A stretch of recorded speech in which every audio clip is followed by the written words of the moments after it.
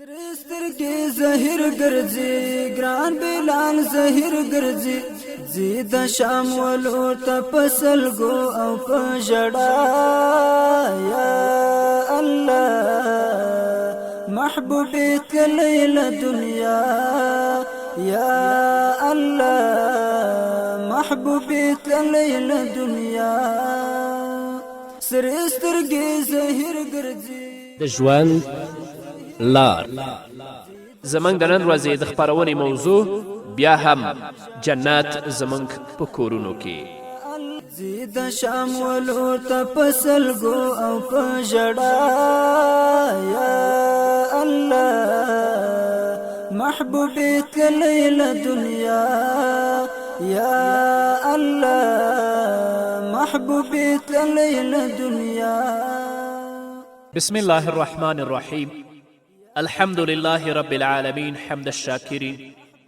الصلاة والسلام على سيد الأنبياء والمرسلين سيدنا ونبينا وشفيعنا ومولانا محمد وعلى آله وأصحابه الطيبين الطاهرين قدرمن اوریدونکو د ژوند د لارې د خپرونې مینوالو السلام علیکم ورحمة الله وبرکاته ستاسو روغتیا او خوشحالي د پاک رب نه غواړم په دې هیله چې د صحت او عافیت جامې پر تن ولرئ او خوشحالي مو په برخه وي دا دی زه محمد یاسین فهیم د ژوند د لارې د خپرونې په وړاندې کولو کې ستاسو په خدمت کې یم زموږ د نن ورځې د خپرونې موضوع بیا هم جنت زموږ په کورونو کې په تیرو خپرونو کې قدرمنو اوریدونکو تاسو واوریدل چې پلار به د اولادونو د تربیت او د روزنې مسئولیت د مور په غاړه نه اچوي بلکې مور او پلار به په ګډه سره د خپلو اولادونو روزنې او سالم تربیت ته متوجه کیږي هو که پلار داسې وکړي چې د اولادونو د روزنې او د تربیت مسئولیت ټول د مور په غاړه باندې واچوي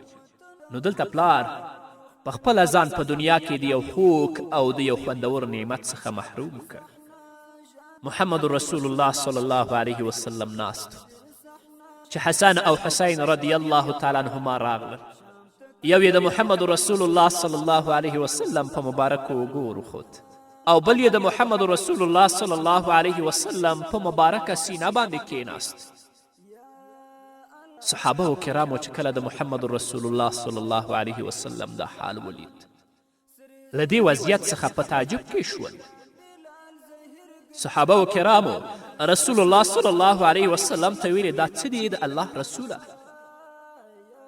آیا تر دې اندازې له هغوی سره مینه لري آیا تر دې اندازې له هغوی سره محبت کوي محمد رسول الله صلی الله علیه وسلم وفرمایل څنګه نه دا په دنیا کې زما دوه خوشبویه ګلان دي یعنې دا له دنیا څخه زما روزي ده نو کومه پلار چې د اولادونو روزنې ته متوجه نه دی هغه پلار د خپلو اولادونو د مینې او د محبت نه خوند نه دی اخیستی نو چې کله د اولاد د مینې او د محبت نه خوند وانخیست هغه په دنیا کې ځان د یو خوندور نعمت څخه محروم کړ په یو کتاب کې یو داستان او یو واقعه لیکلې غواړم چې تاسو سره شریکه کړم یو پلار و 3 زمنې درلودل په پای کې الله رب العزت یو بل زوی هم ورکه خو دا اخرنی زوی معلول و جسما ډیره ښه نه مو کوله اما ذهنا خراب و د هغه بیچاره اعصاب خراب ول د هغه نوم آدم کیښود چونکه دا معذور و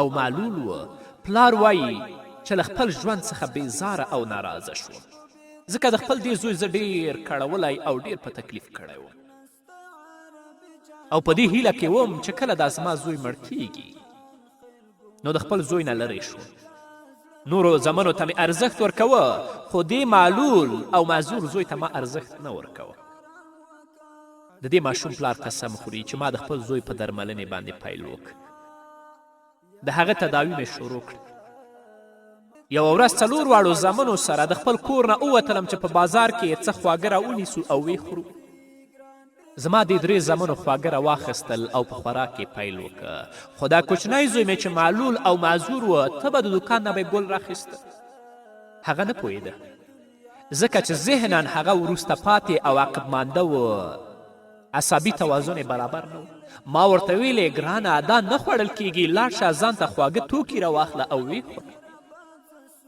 هغه بیا لاړه دوکان ته د هغه ځای نه بیا ګل راواخیست دویم ځل او دریم ځل چې زه د دې معنی شوم دا به ته هغه دوکان نه به دا ګل راخیسته خواږه توکي به یې نه راخیسته. اخر مې پیسې ورکړې د ګل پیسې مې ورکړې کور ته راغلم. کله چې کور ته راغلو زه په خپله بستره کې ویده شوم.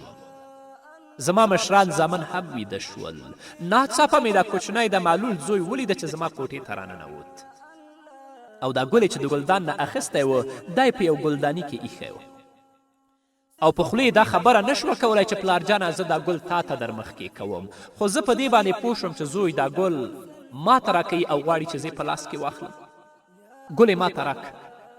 نو دا پلار وایي هغه ورځ مې احساس وکړه چې زه یو پلار یم او دا مې هم احساس کړه چې سره د دې ټولو کړاوونو چې ما د دې بچي سره د معذور او معلول سره لیدلي ول هغه اوس زما نه بخښنه غواړي او ما ته ګل را مخکې کوي.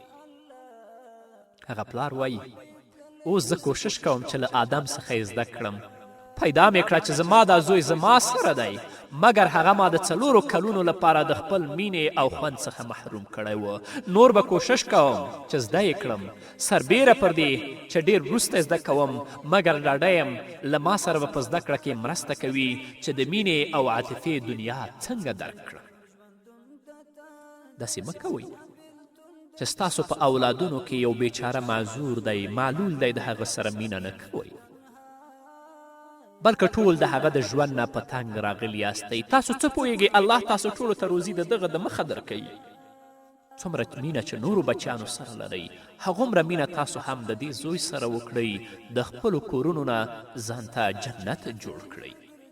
دریمه مسئله دا ده چې پلار دې د خپلو اولادونو مسئولیت د مور په غاړه باندې نه غورځوي ځکه دا پلار د الله په وړاندې مسئول دی.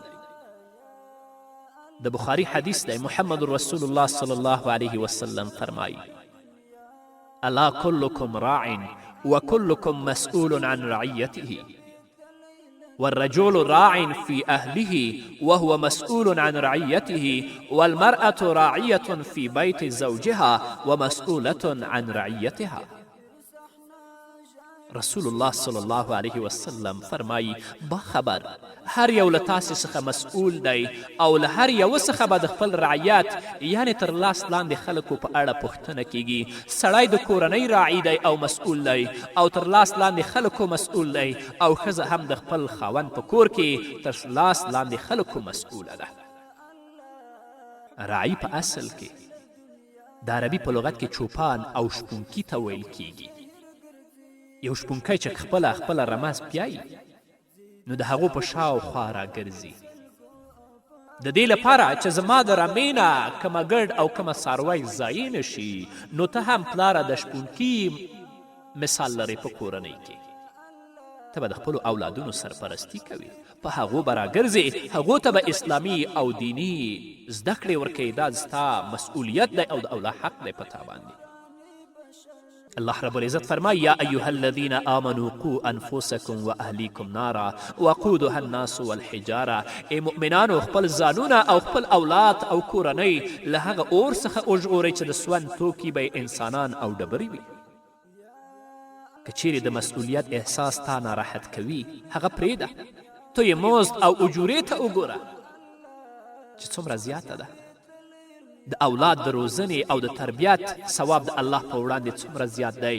محمد رسول الله صلی الله علیه وسلم فرمایی لأن یؤدب الرجل ولده خیر من ان یتصدق بصاع. که چیرې یو سړی خپل فرزند تربیه کړي تر یوې پیمانې صدقې ورکولو ورته غوره دی. ځکه کله چې ته صدقه ورکوې یو کس ته بخشش ورکوې مګر کله چې ته د زوی ټولنې ته وړاندې کوي ټولې ټولنې ته بخشش او هدیه ورکوي نو ځکه ثواب یې ډېر دی. محمد رسول الله صلی الله علیه وسلم په یو بل حدیث کې فرمایي کیدای شي دا حدیث تا نه اورېدلی. رسول الله فرمایي کله چې یو پلار خپل یو فرزند ته وګوري او خوشحاله شي ته به وایې چې یو غلام آزاد او خپلواک کړی صرف په کتلو باندې چې ستا په کتلو باندې ته یا هغه خوشحاله شي.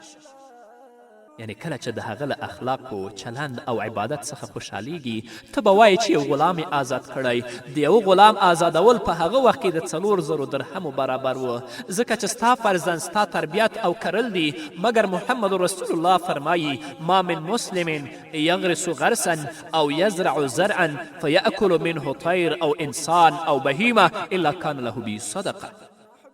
یو مسلمان یوه ونه نه نیالوي او یا څه نه کري دا چې له هغو څخه مرغۍ انسان او زناور وخوري مګر دا به د قیامت په ورځ د لپاره صدقه وي.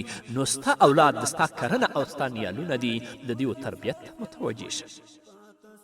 کله چې ته خپل زوی تربیه کړې جنت ته ننوځې او د جنت له کلیګانو څخه یو کلي ترلاسه کوي. صحابه کرام فرمایي کله چې محمد رسول الله صلی الله علیه وسلم دا خبره وکړه نو موږ ورته ویلې ای د الله رسوله که چیرې موږ ورته 100 ځلې وګورو الله رب العزت به دومره ثواب راکوي. محمد رسول الله صلی الله علیه وسلم وفرمایل الله لوی دی ځکه چې ستا له چلند څخه خوښیږي نو په نتیجه کې پرله پسې استمراري ثواب شته الله به تاسو ته درکوي. الله رب العزت په خپل کلام کې د حضرت یوسف علیه السلام قول را نقل کوي. حضرت یوسف علیه السلام خپل پلار ته وایي یا ابتې انی رأیت 11 کوکبا والشمس والقمر. ای زما پلار جانه زه په خوب کې 11 ستوري او لمر او سپوږمۍ وینم. ستوري د هغه ورونه دي او د داستان په پای کې بیا وایي رأیتهم لی ساجدین او زه وینم چې د لمر او سپوږمۍ او همدارنګه دا 11 ستوري زما لپاره سجده کوي. ستوري ورونه دي لمر او سپوږمۍ مور او پلار دي. یوازې سپوږمۍ کافي نه ده. یوازې لږ سپوږمۍ سره ژوند نشي کولی. یوازې له لمر سره هم ژوند کولی نشي او موږ دلته دا دعوه نه راپورته کوو چې ښځه بهتره ده او که نارینه. دا به پرېږدو. ستاسو فرزندان سپوږمۍ او لمر دواړو ته اړتیا لري. تاسو د خپلو اولادونو سپوږمۍ او لمر یاست. محمد رسول الله صلی الله علیه وسلم فرمایي من كانت له 3 بنات فيؤدبهن ويرحمهن ويكفلنهن فقد وجبت له الجنه البتة. محمد رسول الله صلی الله علیه وسلم فرمایي که څوک 3 لورګانې ولري او د خپلو 3 واړو لورګانو تربیت وکړي رحم پرې وکړي او د هغوی سرپرستی او کفالت وکړي هرومرو پرې جنت واجبیږي. یعنې دا پلار به الله جنت ته بیایي. صحابه کرام فرمایي موږ ویلې ای د الله رسوله که چیرې 2 لورګانې واوسي 3 نه وي. محمد رسول الله صلی الله علیه وسلم وفرمیل وان کانتا اثنین که چیرې 2 لوڼې هم واوسي. صحابه کرام فرمایي په الله قسم که موږ د رسول الله صلی الله علیه وسلم نه پوښتنه کړې وه که چیرې 1 لور واوسي ولې موږ وشرمېدو رسول الله به بیا هم موږ ته دا خبره کړې وای. ته د خپلو لورګانو سالم تربیت وکړه. هغو ته ادب وروښیه. په هغو باندې رحم وکړه. د هغو کفالت وکړه. الله رب العزت به د دې 2 برکته تا جنت ته داخلوي. همداراز رسول اکرم صلی الله علیه وسلم فرمایي که څوک 1 لور ولري او له هغې سره نیکي وکړي او هغه نعمتونه چې الله رب العزت په هغه لورولي او پیرزو کړي دي پر هغې هم له ښي او چپ لورې څخه پیرزو کړي نو دا یې له اور او د دوزخ څخه ساتنه کوي او هغه کس د جنت په لور وي. د دې نه خو لوی نعمت بل نشته. که غواړئ چې په دنیا کې ستاسو کورونه جنت وي د خپلو اولادونو سالمه روزنه او سالم تربیت وکړئ. الله رب العزت به ستاسو کورونه تاسو لپاره په دنیا کې جنت کړي. دا تجربې ثابته کړي او تاسو به هم لیدلي کومه میندې او پلرونه چې د خپلو اولادونو سالمې روزنې ته نه دي متوجه شوي دي د هغو ټوله ورځ په غم او په درد باندې تیریږي. کې خوراک دی کې څښاک دی او کې نور ژوند دی. اما که سالمه تربیت ورکړې دا اولاد به په دنیا او په آخرت کې ستا د سرلوړي او د ستا د سرفرازي لامل وګرځي. په همدې هیله قدرمنو اوریدونکو نور به م واورو خو د یوې دمې نه وروسته. لطف کی مزل کوي زارت ته د اشنا یا الله محبوبي تللی له دنیا زید شام ولور ته پسلګو او په ژړا یا الله محبوبي تللی له دنیا یا الله محبوبي تللی له دنیا سرې سترګې زهیر ګرځي ګران بلال زهیر ګرځي زی د شام ولور ته په سلګو او په ژړا یا الله قدرمنو اورېدونکو بیا هم زموږ سلامونه او نیکي هیلې ومنئ غواړم چې تاسو سره د حضرت ابو خالد تابعي د حضرت عبدالله ابن مسعود رضی الله تعالی عنه واقعه شریکه کړم حضرت ابو خالد تابعي رضی الله تعالی عنه فرمایي چې ما واده وکړ الله رب العزت ما ته بچی هم راکه لکن ما د خپل زوی سره مینه نه درلوده ځکه که ما د خپل زوی سره مینه کړې وای نو د الله رب العزت د عبادت نه پاتې کېدلم ابو خالد وایي چې ما او زما میرمنې غوښتل چې د اولاد له مسؤلیت نه پرته دواړه نیکمرغه شو اما نیکمرغي چیرته ده ابو خالد تابعي وایي چې ما یو شپه خوب ولید چې د قیامت ورځ ده سخته ګڼه ګونه ده او دا لمر چې موږ او تاسو وینو دا ډیر زیات رانږدې شوی دی د لمر او د خلکو د سرونو ترمنځ یوازې 1 میل فاصله وه تنده زیاته شوه تر دې چې د اورمیک او مرۍ غوڅېدل مې احساس کړه چې اوس به مې غاړه پرې کیږي دومره تږی شوی و او ټول خلک وینم چې په خولو کې غرق شوي دي د پښو تر خنګرو پورې رسېدلې وي د ځینو خولې تر زنګنونو پورې رسېدلې وي ځینې د نامه تر غوټۍ پورې په خولو کې ډوب ول د ځینو خولې تر خولې پورې رسېدلې وي او تر شونډو یې رسېدلې ځینې په خپلو خولو کې پوره غرق ول او ځینو په خپلو خولو کې لامبو وهله ناڅاپه د مرغلرو غوندې ماشومان پیدا شول چې له هغو سره د نور دسمالونه د سپینو زرو پتنوسونه او د سرو زرو جامونه ول او په دې کې یخې او حلق تازه کوونکې اوبه وي د اوبو په لیدلو سره هغه کسان چې تږي ول تنده لا زیاته شوه دغه هلکانو به د خلکو د ګڼې ګوڼې په منځ کې ځان ته لاره پیدا کوله د خلکو څیرو ته به یې کتل هر یو به یوې مور او یو پلار ته کتل ورته به ودرېدل او هغوی ته به یې اوبه ورکولې یو هلک ابو خالد تابعي وایي چې زما له څنګ څخه تېرېده ورته مې ویل ما ته خو اوبه راکړه ډېر سخت تږی یم هغه هلک راته وویلې ته څوک یې ما ورته ویلې چې زه ابو خالد د حضرت عبدالله ابن مسعود رضی الله تعالی عنه شاګرد یم تابعي یم ابو خالد وایي چې هغه ماشوم ماته ویلې آیا ته مړ زوی لرې او له الله څخه یې د ثواب په انتظار کې یې ما ورته ویلې نه زه مړ زوی نه لرم ما ته بیا وویل آیا داسې لور لرې چې د الله په اطاعت کې تا رالویه کړې وي د هغې سرپرستي دې کړې وي د هغې کفالت دې کړی وي ما ورته وویلې نه بیا یې راته وویلې آیا داسې زوی لرې چې ته یې ستړی کړی اوسې له تا سره یې کینه کړې وي او تا د هغه او د هغه د کړاوونو او زحمتونو پر وړاندې صبر کړی وي چې رالوی شي ابو خالد رضی الله تعالی عنه فرمایي ما بیا ورته ویلې چې نه داسې زوی نه لرم بیا یې راته ویلې آیا صالح او نیک زوی لرې چې ستا لپاره دعا کړې وي ما ورته ویلې نه نو بیا یې راته ویلې ولې تا ته اوبه درکړم زه دلته هغه چاته اوبه ورکوم چې په دنیا کې فرزند ولري او د خپل اولاد لپاره ستړی شوی اوسي نن ورځ موږ ورته ځانونه ستړي کوو حضرت ابو خالد تابعي رضی الله تعالی عنه فرمایي د خوبه راویښ شوم او خپلې ښځې ته مې وویل غواړم چې ډیر اولادونه ولرم او د هغو د مسؤلیت احساس وکړم او هغوی تربیت کړم الله رب العزت څه فرمایي په صورت واقعه کې یطوف علیهم ولدان مخلدون باکواب و اباریق و کأس من معین د هغوی په مجلسونو کې به همیشني هلکان ګرځي راګرځي د شرابو د بهیدونکو چینې له ډکو سراحیو او جامونو سره موږ زړه سواند او مهربان پلار غواړو محمد رسول الله صلی الله علیه وسلم د حضرت عایشې رضی الله تعالی عنها د کوچني جونګۍ د اوښې بچي په اړه حضرت عایشې ته څه فرمایي ای عایشې ادب کوه ملایمت او نرمي کوه دغه خبره د محمد رسول الله صلی الله علیه وسلم حضرت عایشې رضی الله تعالی عنها سره د یوې اوښې د بچۍ په اړه وه نو له خپلو فرزندانو سره څه چلند وکړو راشي احساس د مسؤلیت وکوئ والله کامیابي په دې کې ده او که دا چې د کور نه اوباسې تی ماته راوړه د حرامو د حلالو تفکیک نه کوئ ادب نه ورکوئ تربیت نه ورکوئ اسلامي زده کړو ته به یې نه کښېنوئ نو ستاسو کور په دنیا کې ستاسو لپاره جهنم دی او د آخرت په ورځ به د الله رب العزت په حضور کې سخت مسئول یاستئ. الله رب العزت به درنه پوښتنه کوي. په پای کې تسلیت ورکوم هغې مور او هغه پلار ته چې هغه په دنیا کې اولاد نه لري یا اولاد مړ شوی. د محمد رسول الله صلی الله علیه وسلم وینا ده، دا په مسلم کې موجود. یو صحابي و چې هغه زوی درلوده. هغه صحابي به دا نه خوښوه چې رسول الله صلی الله علیه وسلم سره کینی مګر دا چې زوی یې ورسره وي. زوی به له پلار سره کیناسته او پرله پسې به یې مخې ته تلو راتلو. کله به یې له شانه د پلار په غېږ کې ځان راغورځوه. محمد رسول الله صلی الله علیه وسلم به ورته خندل.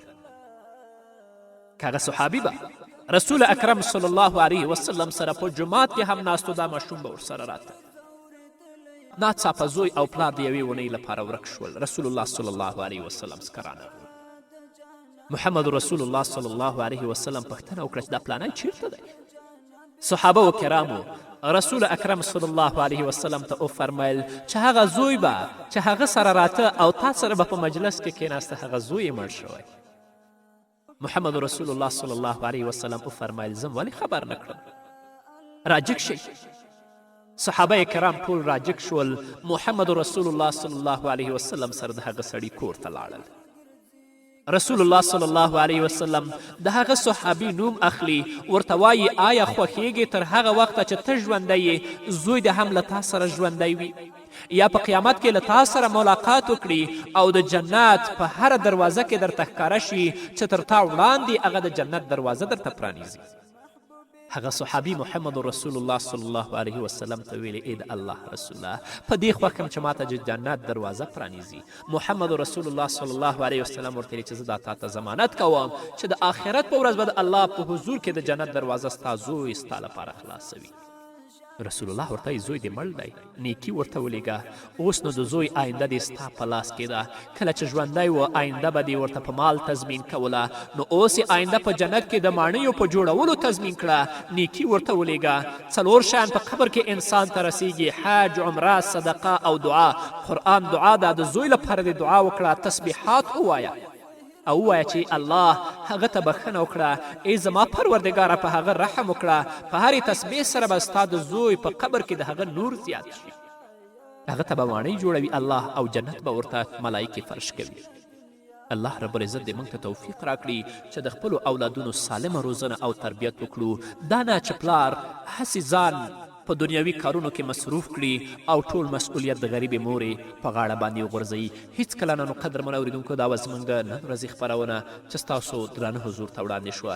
تر بلې خپرونې پورې چې زه بیا هم ستاسو درانه حضور ته راځم، تاسو ټول په پاک رب سپارم. پاتې ژوند د نیکمرغه، ښاد، بریالي او کامیاب اوسئ. زی د شام ولور ته په سلګو او په ژړا یا الله محبوبي تللی له دنیا یا الله محبوبي تللی له دنیا. سرې سترګې زهیر ګرځي ګران بلال زهیر ګرځي. زی د شام ولور ته په سلګو او په ژړا یا الله محبوبي تللی له دنیا یا الله محبوبي تللی له دنیا. ډېر ډېر ځورېدلی دی غمونو ځپلی دی ګران دی نو ژوندون دته د جانان بېلتون دته ګران دی نور ژوندون دته د جانان بېلتون دته. هر شیبه ژوند یاد حبیب ته سو تنها یا الله محبوبي تللی له دنیا یا الله محبوبي تللی له دنیا. سرې سترګې زهیر ګرځي ګران بلال زهیر ګرځي. زی د شام ولور ته په سلګو او په ژړا یا الله محبوبي تللی له دنیا یا الله محبوبي تللی له دنیا. وطن ورته اور شولو خپل کلی و کور شولو دا څنګه د ویر صحنه ژاړي بی فاطمه دا څنګه د ویر صحنه ژاړي بی فاطمه شام تکړی سفر بلال پچغو په غوغا